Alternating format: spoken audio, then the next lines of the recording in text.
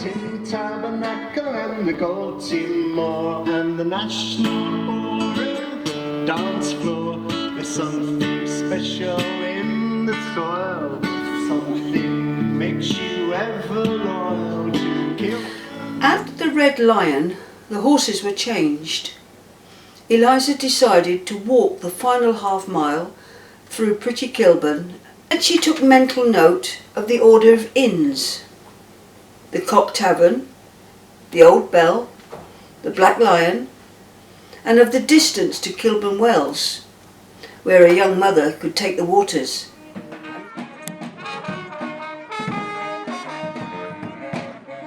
Kilburn of late years has much increased in consequence, and many beautiful villas and houses have been built around it.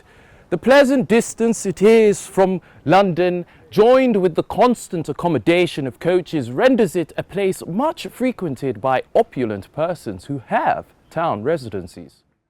Kilburn is the western part of the borough of Hampstead. All the books describe it as being a fashionable spa in the late 18th century, something that was even harder to believe in the time I was writing about than it is now.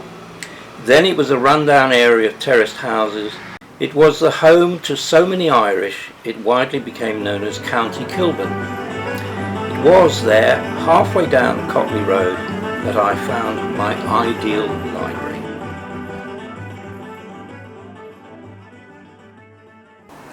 Those afternoons in the library, breathing the stale, sun-warmed dust of 1,000 stories, accented by the collective mildew of 100 years of rising damp, had been enchanted.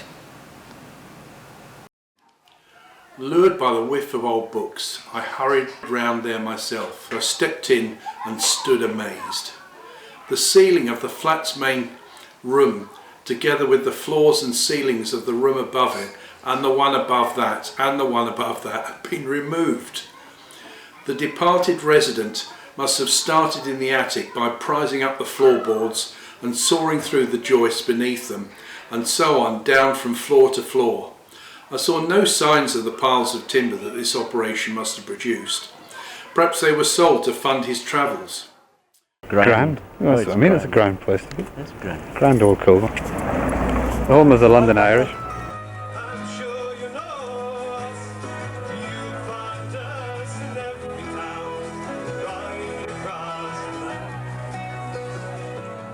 So in this one, she actually referred to her personal experience of walking down the Kilburn High Road in the chapter that's called A Global Sense of Place. The post boxes down the high road and an empty space on the wall are adorned with letters IRA.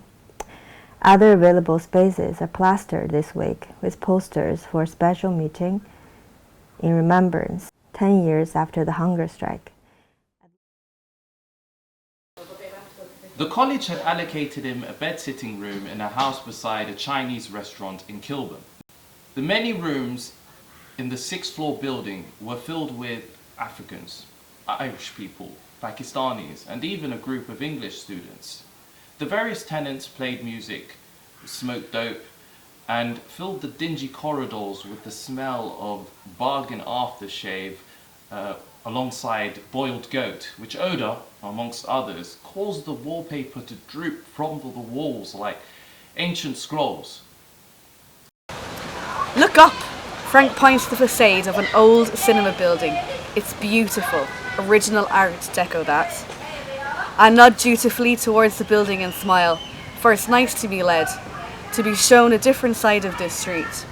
When we get close to Fahey's, I speed up, and Frank speeds up with me in silent understanding.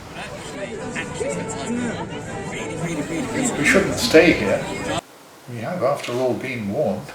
Kill! Burn! Why do I stay? I could make my way in reasonable safety southwards towards the centre. I think it's the invitation from the Gaumont State that keeps me here, Jake. I can't leave Kilburn behind. There are secrets here that I haven't found. Kilburn is the centre of the new city, and the Gaumont State is the centre of Kilburn. The air assailed my skin. I shuddered and I remembered thinking on hearing people speaking the same language in different accents that those people would be my people and this country would be my country and this weather would be my weather, and that instead of lamenting my misfortune of being alone, I should be cheered by the possibility of gaining something new.